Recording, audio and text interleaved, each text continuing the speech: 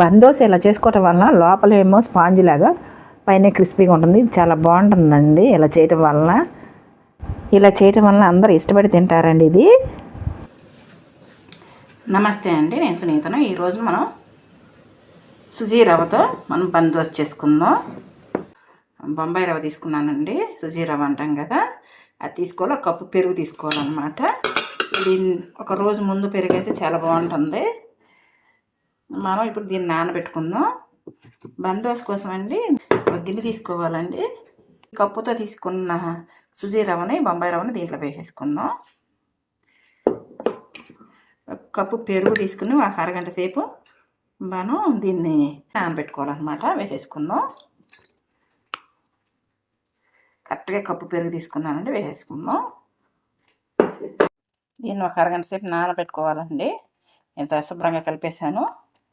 దీన్ని మూత వేసేసుకుందాం.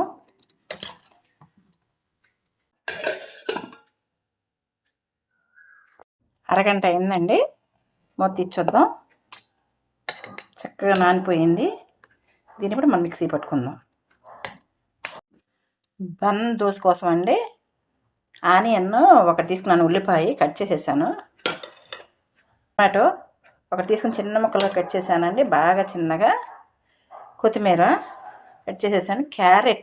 చిన్న క్యారెట్ తీసుకుని తురిమేసాను.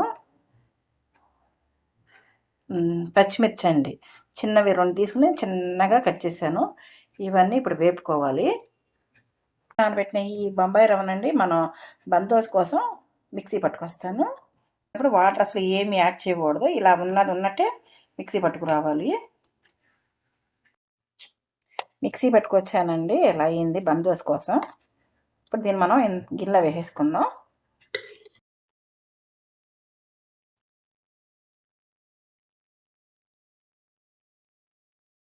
నీళ్ళు కలపకూడదండి, నీళ్ళు కలిపితే బందోస్ రాదు. తీసినట్టు వెయ్యాలి పెరుగులో కలిపిన రవ్వని.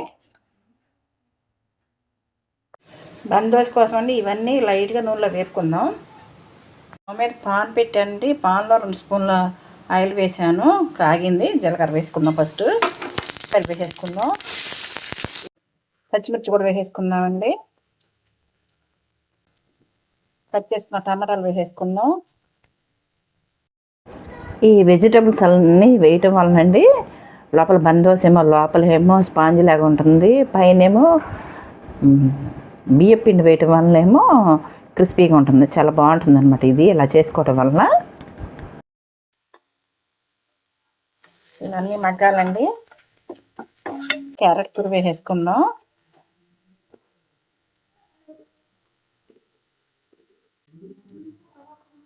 ఇది కూడా వేసుకుందాం. హాఫ్ బాయిల్డ్ అయితే సరిపోతుందండి, ఎక్కువసేపు వేగక్కర్లేదు. ఇది చేసి పెట్టుకున్న కొత్తిమీర వేసేసుకుందాం.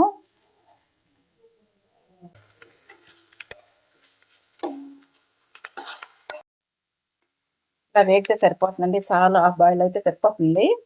ఇప్పుడు మనం ఇందాక మిక్సీ పట్టుకున్న పిండిలో వేసేసుకుందాం.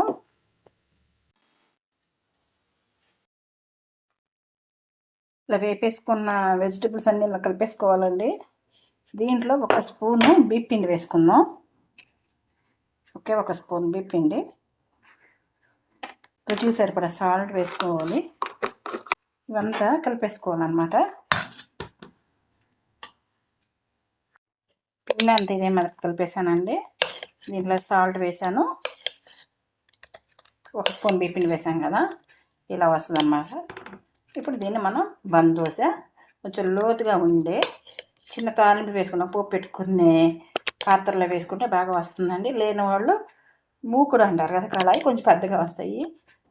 నేను చిన్న పాను తాలింపు వేసుకుని దాంట్లో వేస్తాను. ఇప్పుడు నేను బందోస్ కోసం అంటే ఇలాంటిది మనం పోపు పెట్టుకునే పాన్ లాంటిది పెట్టానండి.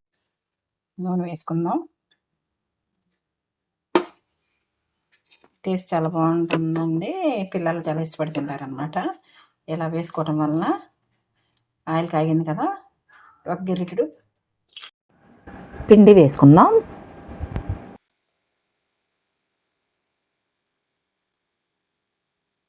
మూత పెట్టేసుకుందాం. ఒకసారి తీసి చూద్దామండి. వేగుతుంది కదా, ఇలా వేగాలన్నమాట.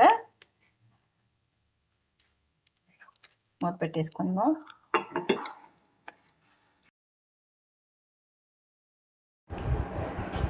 బన్నులాగా పొంగుతుందండి. ఇప్పుడు తిరగ వేసుకుందాం. తిరగ వేసానండి. నూనె సరిపోతుంది. నూనె ఎక్కువేం అవసరం లేదు, ఫస్ట్ వేసింది సరిపోతుంది. మూత పెట్టేసుకుందాం. పిండి అంతా ఇదే మాదిరిగా వేసుకోవాలండి. ఎంతో టేస్టీగా ఉండే బన్ దోశ రెడీ అయిందండి. ఇలా ఇది చాలా టేస్టీగా చాలా బాగుంటుంది. ఇది పిల్లలు చాలా ఇష్టపడి తింటారు. ఇది లోపల చాలా ఇది స్పాంజ్ లెక్క ఉంటుంది అనమాట. చాలా బాగుంటుంది. దీన్ని అన్నం చట్నీతో సర్వ్ చేసుకుని తినొచ్చు. ఉంటానండి. బాయ్.